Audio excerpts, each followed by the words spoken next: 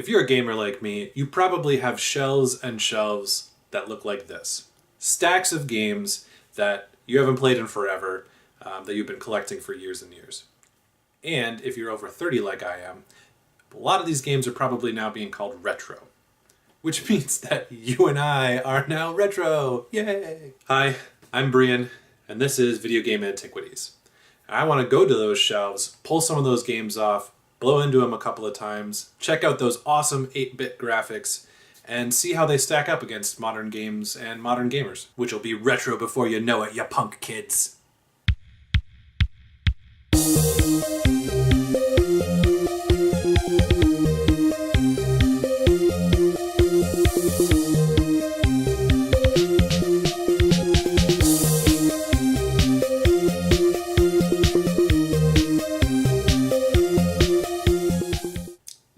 I know I said I was born in the 80s, so you're probably thinking, this guy grew up on the NES and the SNES, and you're correct. But I was also part of that awesome family that everyone was jealous of, because I had a ColecoVision. Ding! You know, a ColecoVision. That wildly successful video game system that was released in 1982? No? Okay, well, that's not important.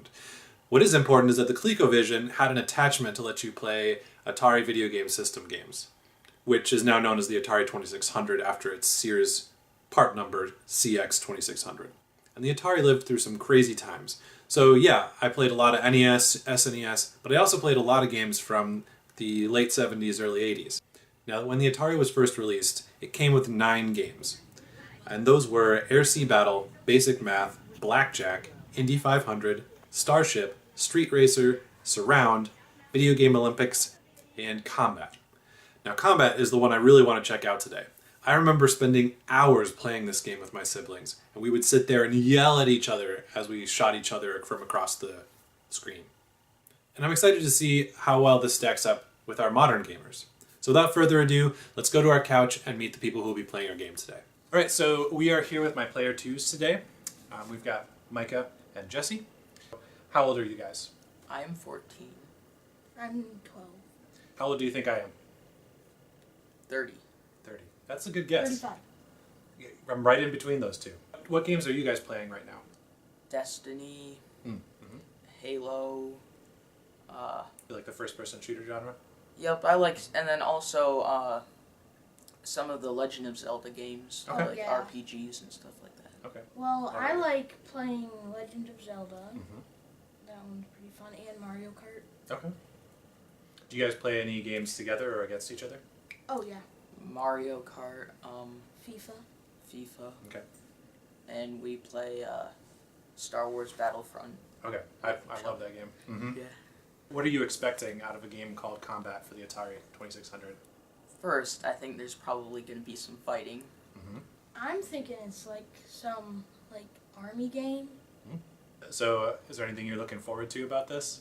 For me, I think it's just cool to play older games because they directly influence the newer games. So.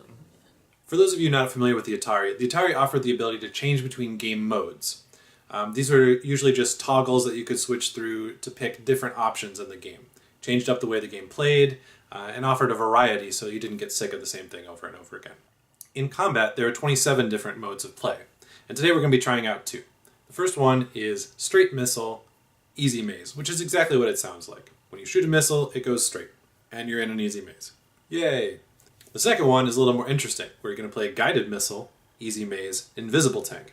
With Guided Missile, you can actually curve your bullets around corners. You're in an easy maze, and your tanks are invisible unless you shoot or run into a wall. So it helps you sneak up on your opponent or, hide your location so you don't get shot. So this is the Atari 2600.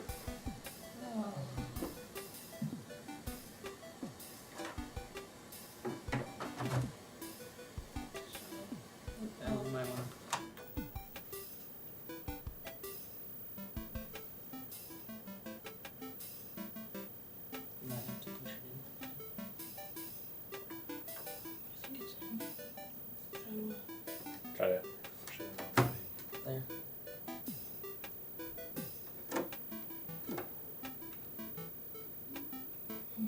You might have to turn it off. There. Okay.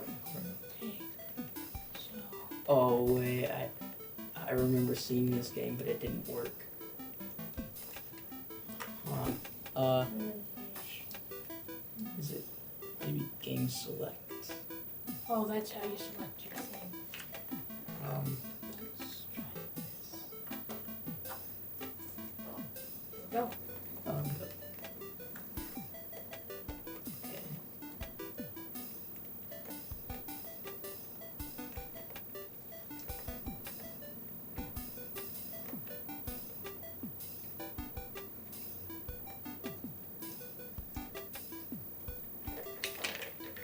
No, no, no.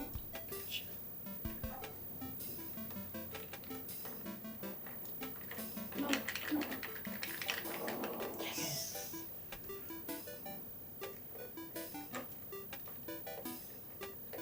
I think that might have been round over. So one thing that you may not have noticed, you can actually guide your bullets. So if you shoot and turn, you can actually curve your bullets. Oh. Oh. Oh. Oh no.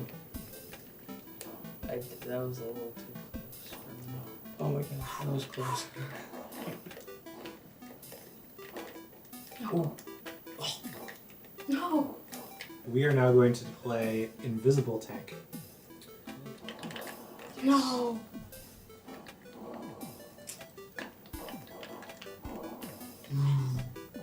I'm just gonna hide you because I don't want you to get any more of me. That was it. All right, good game, guys. Good game. So, what did you think of Combat? It's simple, but it's pretty entertaining. Yeah. It was cool to learn the fact that you could curve your bullets Yeah, because that was a fun one. the round before this, that I used that to get a point, and I thought that was pretty cool. Would you play it again? Yeah. It's almost like a shooter game, but sort of different. So, if you had to rate this game out of 10, 8.5. I think the curving bullet was one of the best features. An 8, but it's tough to rate it like comparatively to today's games. I mean, it's not the same. Back then, it was probably pretty groundbreaking. I just thought it was pretty cool. The simple graphics still made it, even though they were simple, it still made it fun to play. Let's try jet games. So you can do a biplane or a jet, and they also do like 2v2, so you're controlling both on the screen. Ooh. And then there's 1v3, where one of you has a gigantic one. Yes. No. Yes. I can't do no. No. No. No. I'm kidding. No. Yes. Combat, like a great number of other Atari games, was ported from an arcade system. It was a title game. In fact, if you notice its serial number in the Sears catalog, CX2601, just a single digit difference from the Atari 2600 itself. Combat was programmed by Joe DeCure and Larry Wagner. Larry Wagner went on to program such games as Wizards of War, which had its own port from an arcade system to the Atari itself. Yes. No, posh. Thanks so much for joining me for Video Game Antiquities. I really hope you enjoyed it. Feel free to comment, tell me if I missed something or got something wrong, or tell me if there's any games you want to see in the future. I really hope you enjoyed it. Thanks. Bye.